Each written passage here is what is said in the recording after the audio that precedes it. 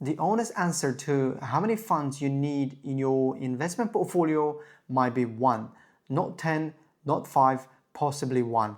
And the reason why changes how you should think about every fund you currently own. In this video, I explain how to think about the right number of funds for your portfolio, why duplication is more common than most investors realize, and what fees are actually costing you over 30 years in real numbers, and why the honest answer to how many funds do you need might be fewer than you think. The assumption most investors operate under is that more funds means better protection. If one fund drops, another will hold up. More variety, more safety. The problem is that this is only true if the funds you own are actually different from each other. And in practice, a significant number of portfolios contain multiple funds that are all exposed to the same underlying companies, the same geographic regions, and the same sectors. Two funds, both described as global equity funds, may each hold 60% or more in US companies, often the same ones. You have paid for two funds, you have bought one exposure twice. And this matters because true diversification is not about the number of the funds you hold. It is about the number of genuinely different risks you are exposed to across these funds. And those are not the same thing. The overlap problem is not theoretical, it is measurable. If you look at the actual holdings of any two popular global funds side by side, the top 5 positions are frequently identical. Different fund, same companies. This matters for two reasons beyond just duplication. First, it means you are paying fees on the overlapping holdings twice. Second, when the underlying companies fall, the two funds fall together. That protection you thought you had does not exist. There is also a point of diminishing returns in diversification. Adding a second genuinely different fund to one fund provides meaningful additional protection.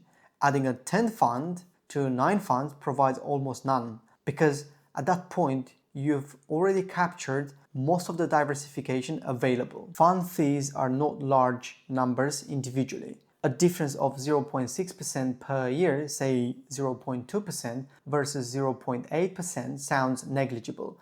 Most investors do not notice it, and many don't know what they are paying for. Over 30 years, on a single 10,000 investment at a 6% gross return, that 0.6% annual difference costs you over 8,500 in loss compounding, not 0.6% of your final balance. 8,500 in actual money that never compounds because it was paid in fees. The reason this matters for fund count is straightforward.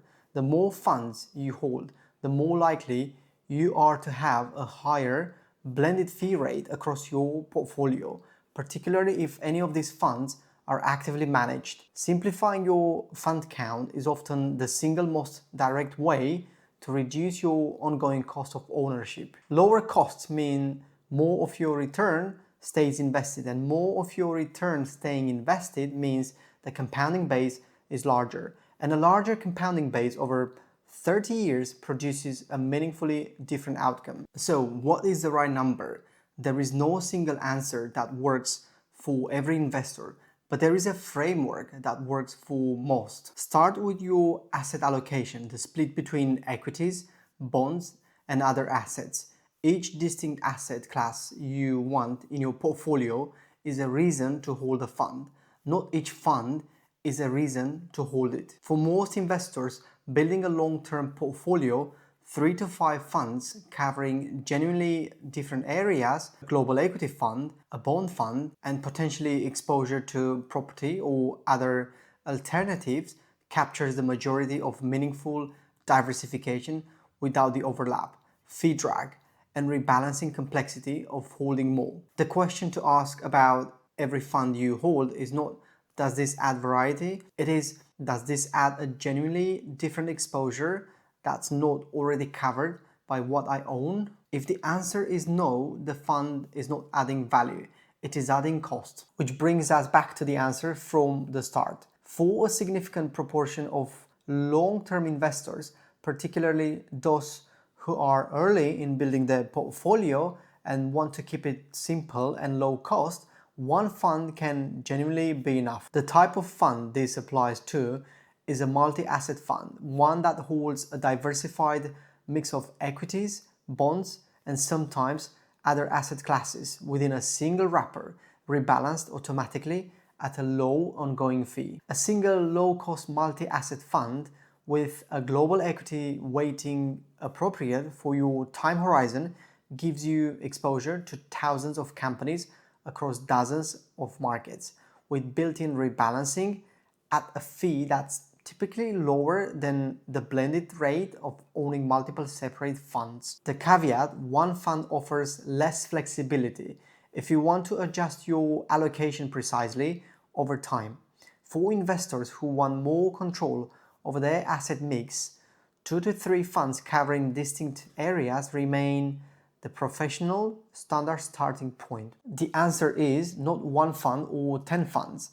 The answer is the minimum number of genuinely different funds needed to cover your asset allocation without overlap, without unnecessary cost, and without complexity that serves no purpose. For most investors, that is between 1 and 5. For many, it is fewer than they currently hold. I hope you guys enjoyed the video. Like and subscribe. I'll see you next time.